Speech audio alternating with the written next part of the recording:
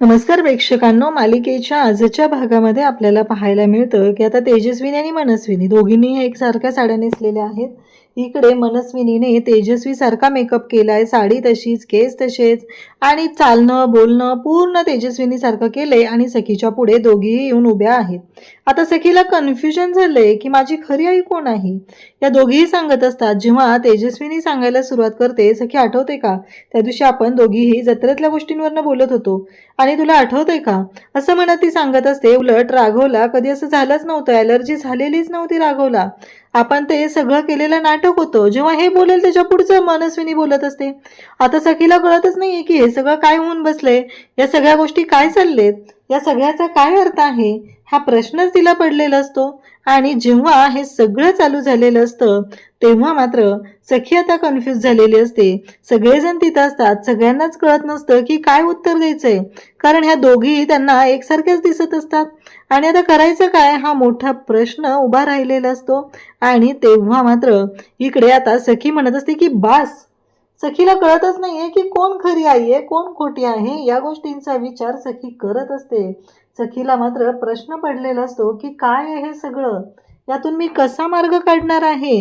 आणि त्याचबरोबर हे सगळं जेव्हा घडत असतं तेव्हा सखी मात्र विचार करायला लागलेली असते. सखी म्हणते की एक गोष्ट आहे, ती म्हणजे त्या दिवशी सरकारांच्या हातावरती सरकारांनी वार करून घेतलेला होता. म्हणजे सरकारांच्या हातावरती ती जखमेची खूण आहे जी सरकारांच्या हातावरती असणार आहे.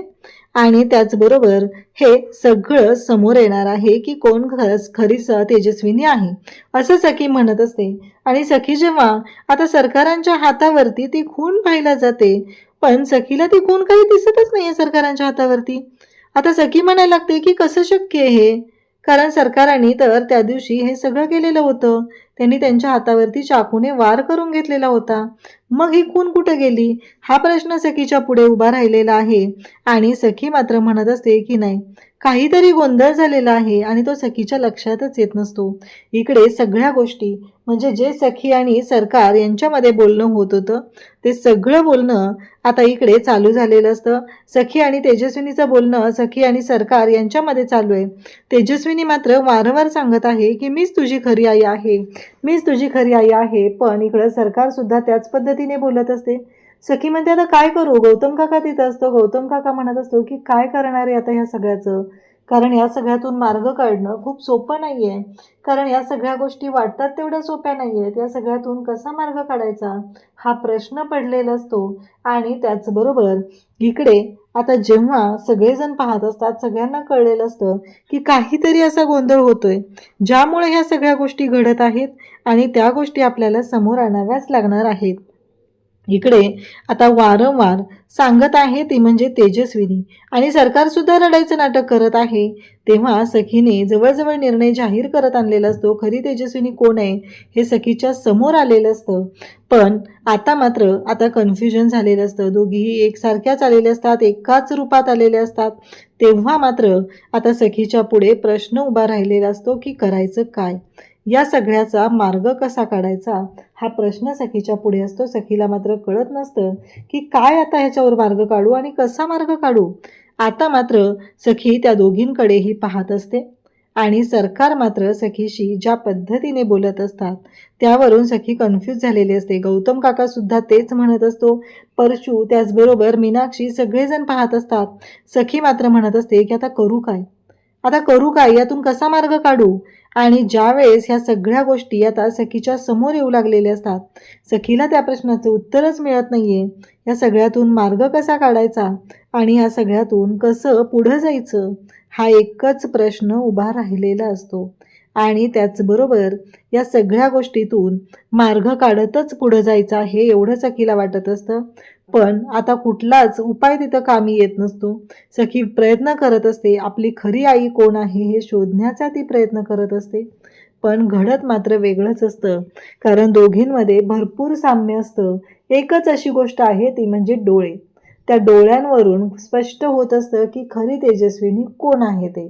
कारण सरकारचे डोळे हे निळे आहेत हे तर आपल्याला माहिती आहे. पण आता सखीला कसं कळणार हे सगळं, हा प्रश्न उभा राहिलेलाच आहे. आणि मग मात्र सखी म्हणत असते की हे सगळं कसं शक्य आहे, मी आता खूप कन्फ्यूज व्हायला लागले, मी कसा मार्ग काढू यातून? आणि हे सगळं सखी बोलत असते आणि त्याच वेळेस आवाज येतो, तो म्हणजे कान्हाचा. बोला प्रभू श्रीरामचंद्र की जय असं म्हणत तो आलेला असतो. सगळेजण घरी राम जन्मोत्सव साजरा करण्यासाठी सज्ज झालेले असतात. सखीचं डोकं हँग झालेलं असतं आणि त्या क्षणी कानाने एंट्री घेत कानाने सांगितलेलं असतं, काळजी करू नका सखी मॅडम, तुम्हाला या प्रश्नाचं उत्तर नक्की मिळेल असं जेव्हा कानाने सांगितलेलं असतं. आणि तेव्हा मात्र सखी हे सगळं पाहत असते आणि या सगळ्या गोष्टी सखीच्या समोर येत असतात. सखीलाही प्रश्न पडलेला असतो की आता करायचं काय, आणि सखीला या सगळ्या गोष्टींची उत्तरं हवी असतात. तेवढ्यातच कान्हा तिथं आलेला असतो. कान्हा म्हणत असतो, काळजी करू नका बेबी सरकार, तुमच्या सगळ्या प्रश्नांची उत्तरं दिली जाणार आहेत आणि ती उत्तरं तुम्हाला आजच मिळणार आहेत. चला, तेजस्विनी आणि मनस्विनी दोघीही येऊन प्रभू श्रीरामचंद्रांच्या इथे दर्शन घ्यायला या पालखीमध्ये असं सांगितलं जातं. आणि तेव्हा मात्र आता कान्हाने हे सगळं केलेलं आहे हे लक्षात आलेलं असतं आणि आता दोघीही दर्शन घेण्यासाठी येतात. कारण सरकार जर मागं थांबली तर कळणार की ती सरकार आहे ती देवाला मानत नाहीये, म्हणून ती पुढे जात नाहीये. आणि असं म्हणू नये, कोणाला संशय येऊ नये म्हणून सरकार सुद्धा तेवढ्या मनोभावे देवाच्या पायाशी नतमस्तक होत आहे. आणि कान्हा मात्र हे सगळं पाहत असतो, कारण कान्हाला आता सत्य समोर आणायचं असतं. या सगळ्या गोष्टी काहीही झाल्या तरीही हे सगळं सत्य समोर यायलाच हवं असतं, एवढंच कान्हाच्या डोक्यात असतं. त्यानंतर इकडे पाहायला मिळतं की कान्हा म्हणतो, चला चला लवकर दर्शन घ्यायला या असं कान्हा आवर्जून सांगू लागतो. आणि मग मात्र इकडे आता ह्या दोघीही दर्शन घेण्यासाठी पुढे चाललेले असतात. सखी पाहत असते. सखीला कळत नसतं की आता कान्हा नक्की काय करणार आहे, कशा पद्धतीने हे सत्य समोर आणणार आहे. हा प्रश्न कान्हाचा सखीला असतो. पण कान्हाने फुलप्रूफ प्लॅन केलेला असतो आणि कशा पद्धतीने काय करायचं आहे या सगळ्या गोष्टी ठरवलेल्या असतात. आणि मग मात्र आता या दोघीही दर्शन घेण्यासाठी जातात. आणि त्या क्षणी कान्हाने तिथं असलेला जो गुलाल आहे पालखीतला तो उधळलेला असतो. कान्हा जेव्हा पालखीतला गुलाल उधळतो तेव्हा सगळेजण पाहत असतात, कारण गौतमला पक्क लक्षात आलेलं असतं की कान्हाने काय केले, कारण गौतमनेच ते कोडं घातलेलं असतं. म्हणजेच जे दिसतं तसं नसतं, डोळ्यात बघ तुला कळेल असं गौतमने सांगितलेलं असतं. आणि त्याच गोष्टीचं उत्तर इथे कान्हाने सगळ्यांच्या समोर आणलेलं असतं. त्यानंतर इकडे पाहायला मिळतं ते म्हणजे आता गुलाल उधळल्याबरोबर हाताने फक्त बाजूला करण्याचा प्रयत्न इकडे तेजस्विनी करते, पण मनस्विनीच्या बरोबर डोळ्यात गुलाल गेलेला असतो आणि तिला त्रास होऊ लागतो. तिने डोळे चोळायला लागते. सगळ्यांना कळत नाहीये की काय झालंय. स्वतः तेजस्विनी सुद्धा पाहत असते, पण कान्हाच्या लक्षात आलेलं असतं की आता काय होणार आहे ते, कारण कान्हाने या सगळ्या गोष्टी अगदी विचारपूर्वक केलेल्या असतात. आणि कान्हा हे सगळं जे काय करत असतो ते अगदी विचारपूर्वकच करत असतो. आणि मग मात्र ती ओरडायला सुरुवात करते, नॉनसेन्स. झालं, नॉनसेन्स म्हटलं की तिथंच सगळ्या गोष्टी आलेल्या असतात. आता सगळ्यांच्या समोर सत्य येतं आणि ते म्हणजे जे काही कान्हाने केलेलं आहे त्यामुळं सगळ्या गोष्टी क्लिअर होऊ लागलेल्या असतात. इकडे सखी हे सगळं पाहते आणि सखी आता सरकारच्या समोर जाते. परशू आणि मीनाक्षी सुद्धा पाहत राहतात. सखी सरकारच्या समोर जाते आणि तिथं पडलेली लेन्स उचलते आणि सखी म्हणते, सरकार तुमचे डोळे निळे आहेत. तेव्हा मात्र कान्हा म्हणतो की हो, हाच तो मुखवटा आहे. कसं आहे माहिती आहे का, मुखवटा आणि मेकअप जास्त वेळ टिकत नसतो असं कान्हा बोलायला सुरुवात करतो. म्हणजे कान्हाने ज्या पद्धतीने सरकारचा गेम केलेला आहे तो मात्र पाहण्यासारखा आहे. म्हणजे ज्याचा विचारही कोणी केलेला नव्हता तशा गोष्टी घडलेल्या असतात.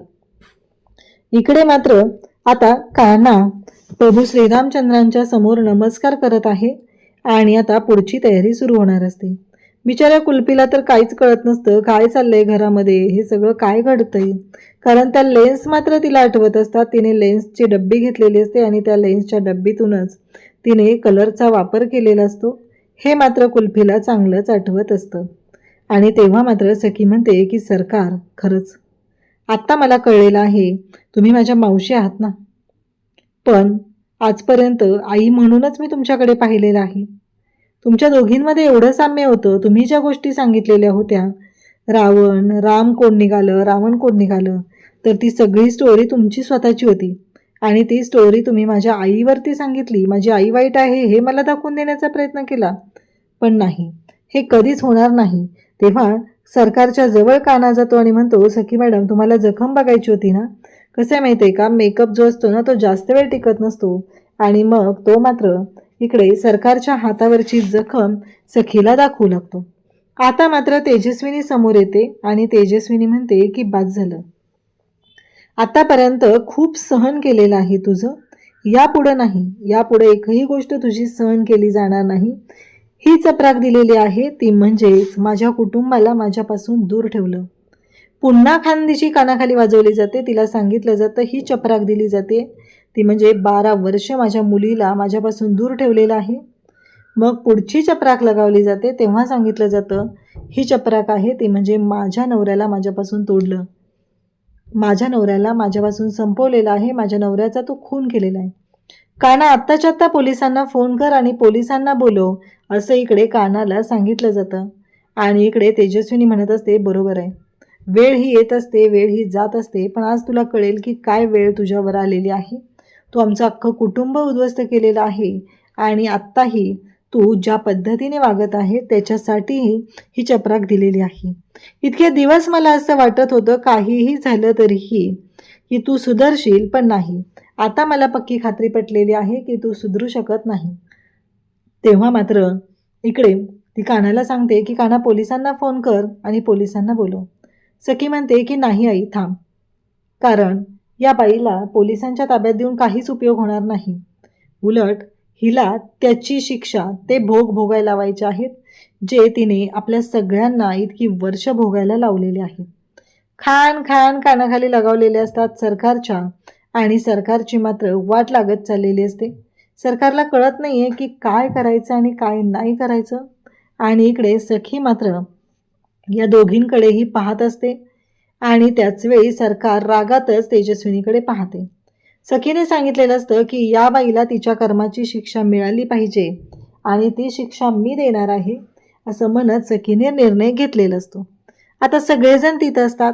ज्या पद्धतीने ह्या सगळ्या गोष्टी झालेल्या आहेत अगदी त्याच पद्धतीने हे सगळं सुरू झालेलं असतं. आणि मग मात्र आपल्याला पाहायला मिळतं की काहीही झालं तरीही या सगळ्यातून कुटुंबाला वाचवणं खूप गरजेचं आहे. सखी म्हणत असते की कसं आहे, निघा आता, खूप झालं, आमच्या कुटुंबाशी ज्या पद्धतीने तुम्ही वागलेला आहात ते भरपूर झालेलं आहे, आता तुम्ही निघा, असं म्हणत सखीने तिला बाहेर काढायचं ठरवलेलं असतं.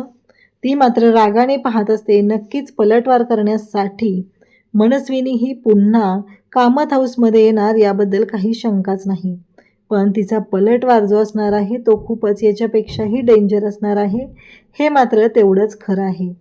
त्यानंतर इकडे पाहायला मिळतं की सगळेजण पाहत असतात. परशू, त्याचबरोबर मीनाक्षीला तर खात्री पटलेली होती की हीच आपली आहे, आणि त्याचबरोबर मीनाक्षीला कोण आपलं कोण दुसऱ्याचं याबद्दल चांगलंच कळलेलं होतं. आता मात्र सखीने सांगितलेलं असतं की चला निघा, तुमच्या कर्माचे भोग तुम्हाला भोगायला लागणार आहे. त्यावेळी आता सखी आत जाते आणि तिला चांगलंच तयार करते आणि त्याचबरोबर तिला सांगू लागते की एक गोष्ट लक्षात ठेव, काहीही झालं तरीही माझ्या आईनं 12 वर्ष जो वनवास भोगलेला आहे तो तुला भोगावा लागणार आहे. आणि तिकडे या सरकारला तसली फाटकी तुटकी साडी नेसवली जाते आणि तिला हाकललं जातं. पण त्याचवेळी मीनाक्षी तिथे येते आणि म्हणते, माझंच बाळ माझ्या पोटात मारलं त्यासाठी ही चपराक एका आईकडून, असं म्हणत मीनाक्षीने सुद्धा थोबाड फोडलेला आहे. आणि आता तेजस्विनीने सरकारचा हात हातात धरलेला आहे आणि तेजस्विनी मात्र सरकारला आता घराच्या बाहेर काढत आहे. हे सगळं जे काही घडत असतं तेव्हा मात्र सगळं कुटुंब तिथं असतं आणि फायनली सरकारची घराबाहेर हकालपट्टी झालेली असते. अशाच अपडेटसाठी चॅनलशी कनेक्ट राहा. थँक्यू.